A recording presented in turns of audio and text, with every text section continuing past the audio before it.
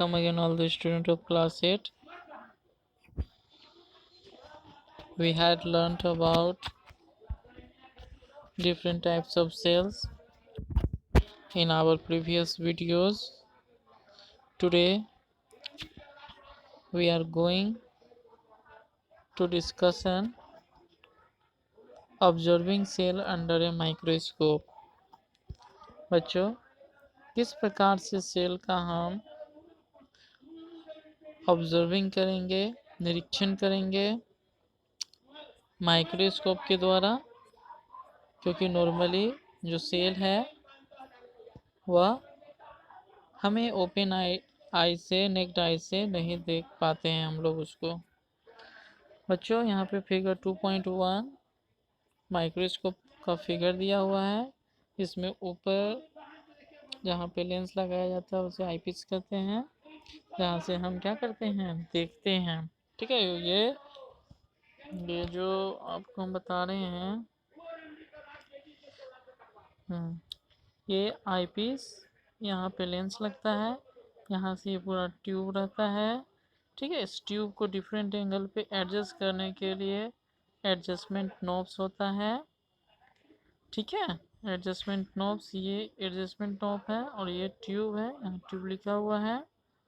ठीक है, उसके बाद नीचे स्टेज से ऊपर 3 यहाँ पे नॉब्स निकले हुए हैं जिसमें लेंस लगे होते हैं डिफरेंट पावर के। ठीक है, ये अलग अलग माइक्रोस्कोप में अलग अलग ऑब्जेक्टिव्स होते हैं। इनको हम किसी में 2 ऑब्जेक्टिव होते हैं, किसी में 3, है ना, किसी में 4 भी होते हैं। ये माइक्रोस्कोप के पावर के ऊपर डिपेंड करता है। ठीक है, और इसमें लगा जो लेंस है उसे हम चेंज भी कर सकते हैं। इसके बाद हम देखेंगे कि यहाँ पे ये जो 2 आपको स्लैट दिख रहा होगा, आपको हम बता रहे हैं, ये जो स्टेज है, ठीक है, स्टेज पे 2 क्लिप लाइक होता है जहाँ पे हम लोग स्पेसिमेन को क्या करते हैं, रखते हैं। स्पेसिमेन मीन्स नमूना होता है।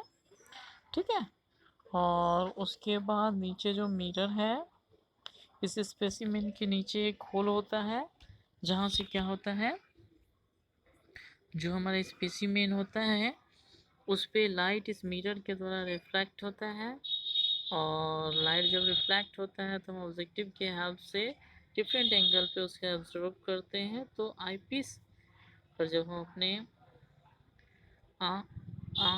एक आँख को खोल के डालते हैं तो हमें सेल का शेप और साइज दिखता है। ठीक है, इस प्रकार से हम लोग इसका ऑब्जर्वेशन करते हैं। चलिए थोड़ा हम लोग पैराग्राफ वाइज डील कर लेते हैं। ओके, और एक बात बच्चों, आप घर पे माइक्रोस्कोप का डायग्राम यहाँ पे फिगर बना हुआ है, आप इसे बनाएंगे, प्रैक्टिस करेंगे। यह डायग्राम आपके एग्जाम के इम्पोर्टेंट है। ठीक है, चलिए हम पैराग्राफ वाइज डील करते हैं। देखिए, perhaps you remember from your previous class that convex lens can be used to produce enlarged image of objects। शायद बच्चों आपको यह बात याद हो कि कॉन्वेक्स जो लेंस है वह किसी भी ऑब्जेक्ट का जो रियल साइज होता है, इमेज रियल साइज होता है, उससे कई गुना, ठीक है, बड़ा करके कॉन्वेक्स लेंस दिखाता है।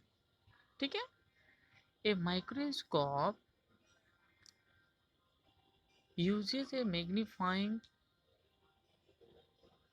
produced by 2 lenses to make very small objective visible to us। बच्चों, ये जो माइक्रोस्कोप होते हैं इसमें 2 मैग्नीफाइंग लेंस लगे होते हैं। ठीक है, जो किसी भी छोटे से छोटे ऑब्जेक्ट को भी क्या करते हैं, विजुअल बनाते हैं। ठीक है, वह छोटा से छोटा ऑब्जेक्ट जिसे हम नहीं देख पाते हैं नॉर्मली, उसे भी बड़ा करके हम माइक्रोस्कोप की हेल्प से देख सकते हैं। The lens that is close to the specimen placed on the stage is called the objective।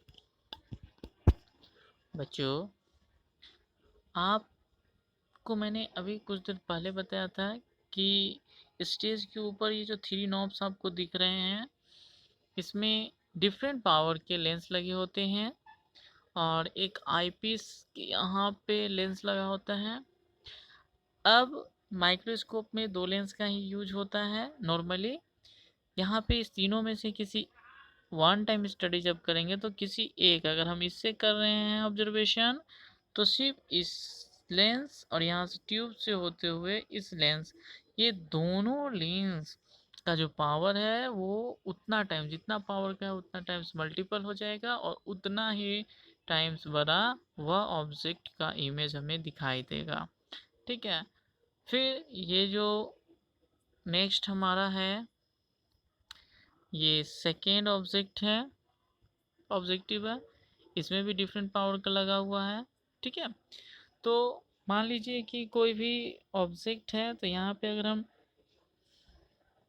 10 power का लेंस का यूज करते हैं और यहाँ पे 10 पावर का करते हैं तो 10 10 100 हो जाएगा। अगर यहाँ 20 का करते हैं और यहाँ पे 10 का करते हैं तो 200 टाइम्स लार्ज इमेज को दिखाएगा माइक्रोस्कोप। ठीक है बच्चों, तो ऑब्जेक्टिव किसे कहते हैं पता चला। स्टेज के ऊपर जो 3 नॉब्स होते हैं जिसमें लेंस लगा रहता है जो कि हमें ऑब्जर्वेशन करने में मदद कराता है, उसे ऑब्जेक्टिव कहते हैं। और इसके हेल्प से हम डिफरेंट एंगल पे हम लोग क्या कर पाते हैं, ऑब्जर्वेशन कर पाते हैं किसी भी माइक्रो ऑब्जेक्ट का। ठीक है, या टीनी ऑब्जेक्ट का। यूजुअली देयर आर 2 और मोर objective capable of different degrees of magnification. जो जैसे कि अभी मैंने बताया कि यहाँ पे 2 या 2 से ज़्यादा भी नॉब्स हो सकते हैं। ठीक है, जिसमें लेंस लगे होते हैं, तो यह हमें डिफरेंट डिग्रीज यानी कि डिफरेंट एंगल पर ऑब्जेक्ट का मैग्निफिकेशन करने में मदद कराता है। The lens through which you see is called the eyepiece. बच्चों,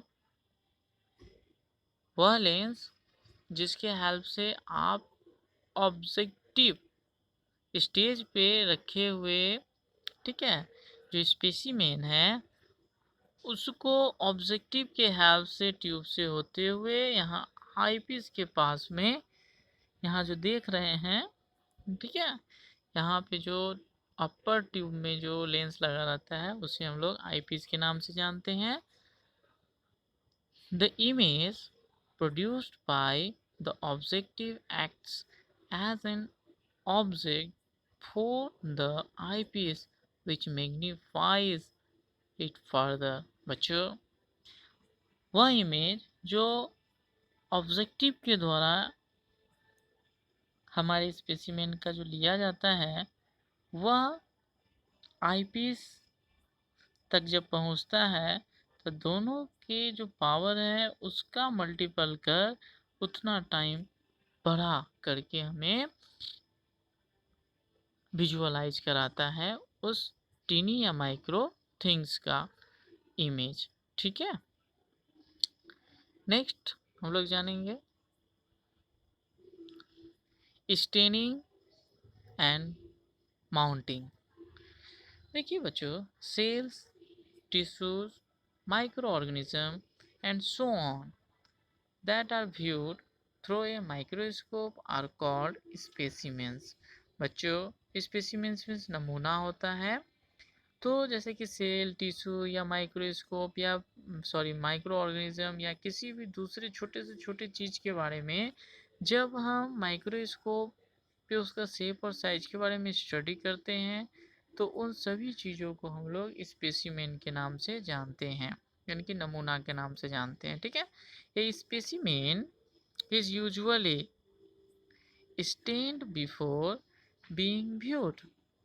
बच्चों, ये जो स्पेसिमेन है, ठीक है, जब हम देखते हैं जो कि स्लाइड पे बना हुआ रहता है। हम लैब में जब जाएंगे तो हम देखेंगे कांच का छोटा छोटा टुकड़ा होता है जिसे हम लोग स्लाइड के नाम से जानते हैं। उस पे एक धब्बा के जैसा ठीक है दिखता है हमको। ठीक, जो सैंपल होता है जिसे हम लोग स्पेसिमेन बोलते हैं, जो डिफरेंट डिफरेंट कलर का हमको दिखता है और उसके ऊपर से ना मतलब रैपरिंग किया रहता है। ठीक है, ताकि उस नमूने में उस स्पेसिमेन में एयर का कंटेंट ना हो, उसमें मॉइस्चर ना लगे। ठीक है, तो जो स्पेसिमेन होता है अगर हम उसे माइक्रोस्कोप से पहले अगर देखेंगे तो वह हमें स्टैंड यानी कि धब्बा के रूप में दिखाई देगा। A stain is a dye which colors certain part of the specimen a particular color। बच्चों, यह जो स्टेन हमें धब्बा के रूप में दिखता है यह पार्टिकुलर उस सेल का कलर होता है जिसे हम स्पेसिमेन यानी कि नमूना के रूप में यूज कर रहे होते हैं। दिस हेल्प्स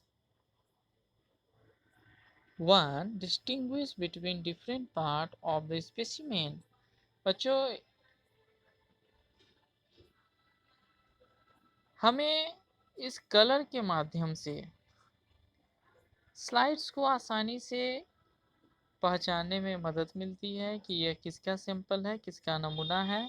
साथ ही साथ बच्चों कंफ्यूजन से बचने के लिए हम उस पर मेंशन भी साइड में किया हुआ रहता है बहुत ही छोटे से लेटर में कि ये कौन से ऑब्जेक्ट का क्या सैंपल है। ठीक है, for example if you stain a specimen with iodine, अगर आप आयोडीन का धब्बा देखिएगा, any part of it which store starch will show up distinctly because the starch will be turned blue black। बच्चों, जब आप स्पेसिमेन पर मतलब प्लांट्स के जो पार्ट्स हैं उस पे अगर आप आयोडीन डाल के ठीक है उसका सैंपल तैयार कीजिएगा स्लाइड पर और ऊपर से आप उसको रैपरिंग कर दीजिएगा ताकि एयर और मॉइस्चर के संपर्क में ना आए, तो वह जो स्टार्च है आयोडीन के साथ केमिकल रिएक्शन करके ब्लू ब्लैक कलर में कन्वर्ट हो जाता है, जिससे हमें ये पता चलता है कि इसमें स्टार्च प्रेजेंट है और यह स्टार्च का धब्बा होता है ब्लू ब्लैक कलर का। ठीक है बच्चों, the stained specimen is placed in a liquid medium on a glass slide. बच्चों, ये जो स्टेन यानी कि धब्बा होता है हमारे स्पेसिमेन का, यह लिक्विड फॉर्म में ग्लास स्लाइड पे डाला जाता है। ठीक है, and A cover slip is place over it, और उसके बाद उस पर कवर स्लिप चढ़ाया जाता है। जैसे कि मैंने बार बार बताया है, एयर और मॉइस्चर के संपर्क से आने से बचाने के लिए, नहीं तो वो हमारे स्पेसिमेन का जो सैंपल है वो बहुत ही जल्दी क्या हो जाएगा, खराब हो जाएगा। उसी से बचाने के लिए हम लोग ऐसा करते हैं। ठीक है, this process is called mounting. और यह जो स्लाइड तैयार करने का प्रोसेस है जिसमें हम क्या करते हैं लिक्विड कंडीशन में स्पेसिमेन पे क्या करते हैं, किसी भी सब्सटेंस का सैंपल लेते हैं और उसके ऊपर हम लोग क्या कवर स्लिप चढ़ा देते हैं, तो इसे माउंटिंग कहते हैं। ठीक है, और कवर स्लिप इसलिए चढ़ाते हैं ताकि वह एयर के संपर्क में ना आ जाए। तो different medium are use to preserve permanent slides which can be stored for a long time। बच्चों, तो ये जो प्रोसेस है इस तरह से हम लोग परमानेंट स्लाइड्स तैयार करते हैं। और भी बहुत सारे अलग अलग तरीके हैं जिसके द्वारा परमानेंट स्लाइड्स को तैयार किया जाता है। ओके, नेक्स्ट है बच्चों व्यूइंग। व्यूइंग के बारे में हम लोग जान लेंगे। Suppose you want to work with the low power objective.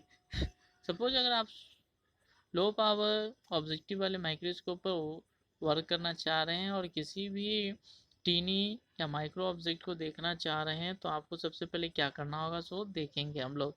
First you have a align it with the tube, figure 2.1. When it is aligned, you will hear it click. बच्चों, आप क्या करेंगे कि सबसे पहले जो स्टेज के ऊपर जो दो क्लिप रहता है वहाँ पे एकदम सीधे में, ठीक है, अलाइन मतलब एक सीधे में रखेंगे। किसके सीधे में? ऑब्जेक्टिव के सीधे में, ठीक है, जहाँ पे होल रहता है, ताकि लाइट नीचे से क्या हो, रिफ्लेक्ट करके स्लाइड पर क्रॉस करे और हमें आईपीस के द्वारा उसका व्यू दिखाई दे।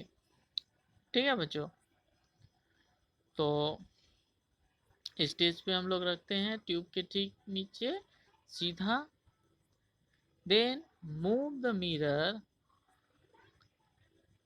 until it direct light of the tube through the eyepiece into your eyes। और बच्चों, वह जो ट्यूब होता है जो सीधे नीचे जिसके ऑब्जेक्ट लगा होता है, ऊपर आईपीस होता है, तो ठीक उसके नीचे हमने स्पेसिमेन रखा है और स्टेज के नीचे एक मिरर लगा होता है जो कि लाइट को रिफ्लेक्ट करता है ट्यूब की ओर, जिससे हमें आईपीस के माध्यम से उस सैंपल का जो इमेज है बड़े आकार में दिखाई देने लगता है। Next place the slide. ठीक है, पहले तो लाइट आईपीस को हम लोग सेट कर लिए, डालेंगे। उसके बाद क्या होगा, जो हम स्लाइड उसके सेंटर पे डालेंगे, स्टेज के सेंटर पे, जिससे नीचे से मिरर से लाइट रिफ्लेक्ट होकर उस स्लाइड पे पड़े और सीधे ट्यूब से होते हुए आईपीस के द्वारा आगे की ओर हम मेरे आँखों से दिखाई दे। तो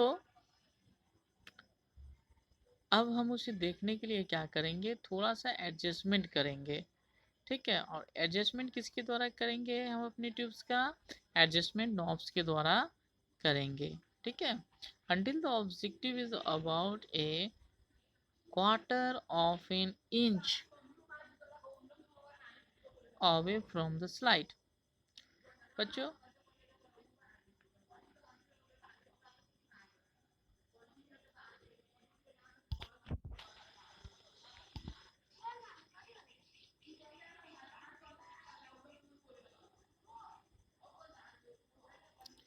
next place the slide at the centre. अब स्लाइड को हम सेंटर पे रखेंगे। उसके बाद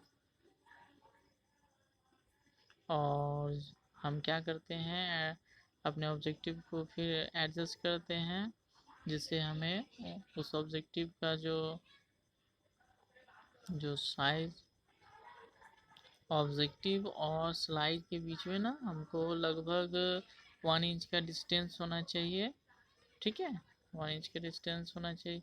और उसके बाद एडजस्टिंग नॉब्स के द्वारा जब एडजस्ट कर लेते हैं, तो हमें उस स्पेसिमेन का जो इमेज है लाइट के फोकस से ट्यूब के रास्ते से वह हमें उस स्पेसिमेन का बड़ा सा इमेज करके दिखाई देगा।